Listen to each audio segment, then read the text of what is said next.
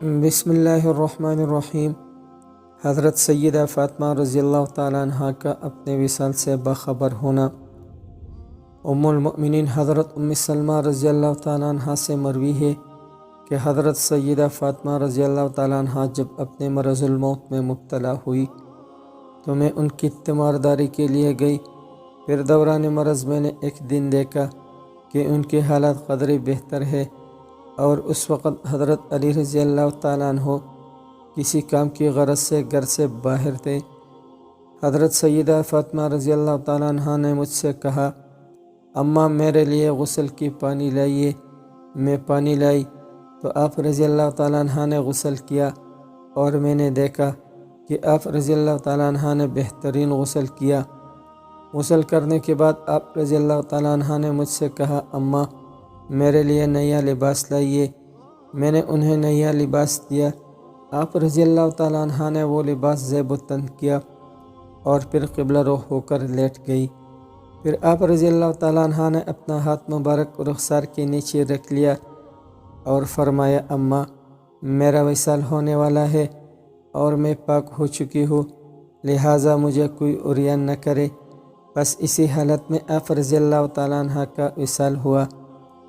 پھر حضرت علی رضی اللہ تعالیٰ عنہ گھر تشریف لائے اور انہیں آپ رضی اللہ تعالیٰ عنہ کے وصال کی خبر دی گئی۔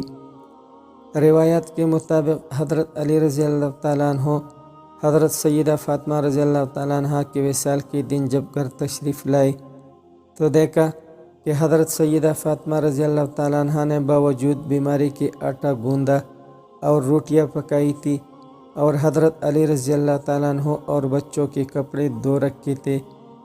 حضرت علی رضی اللہ تعالیٰ عنہ نے کہا، میں نے تمہیں کبھی دو کام اکٹھے کرتے نہیں دیکھا، اور آج تم نے دو کام اکٹھے کیے ہیں۔ حضرت سیدہ فاطمہ رضی اللہ تعالیٰ عنہ نے فرمایا، آج رات مجھے خواب میں والد بزرگوار حضور نبی کریم صلی اللہ علیہ وسلم کی زیارت بسعادت نصیب ہوئی، اور میں نے دیکھا کہ آپ صلی اللہ علیہ وسلم میرے منتظر ہے۔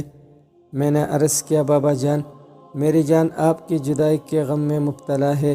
آپ صلی اللہ علیہ وسلم نے فرمایا، فاطمہ میں بھی تمہارا منتظر ہوں۔ چنانچہ اس خواب کے بعد میں نے جان لیا کہ میرا اس دنیا میں یہ آخری دن ہے، اور اب اس دنیا سے میں عنقریب جانے والی ہوں۔ میں نے روٹیاں اس لیے پکائی کہ آپ رضی اللہ عنہ میرے غم میں مبتلا ہوں گے، اور مبادا کہیں میرے بچے بھوکے نہ رہ جائے، اور کپڑے اس لیے دھو دیے کہ میرے بعد نہ جانے کپڑے کون دھوئے گا۔ حضرت علی رضی اللہ تعالیٰ عنہ نے جب خاتون جنت کی یہ باتیں سنی تو ان کی آنکھوں سے بے اختیار آنسو جاری ہو گئی، اور حضور نبی کریم صلی اللہ علیہ وسلم کی جدائی کے بعد ایک غمخوار بیوی دختر رسول صلی اللہ علیہ وسلم خاتون جنت بھی ان سے جدا ہونے والی تھی، اور یہ آپ رضی اللہ عنہ کے لیے کسی کاری زخم سے کم نہ تھا۔ حضرت سیدہ فاطمہ رضی اللہ تعالیٰ عنہ نے جب حضرت علی رضی اللہ تعالیٰ عنہ کی حالت دیکھی تو فرمایا، اے علی صبر سے کام لے اور غم نہ کرے، بے شک اللہ عز و جل صبر کرنے والوں کے ساتھ ہے۔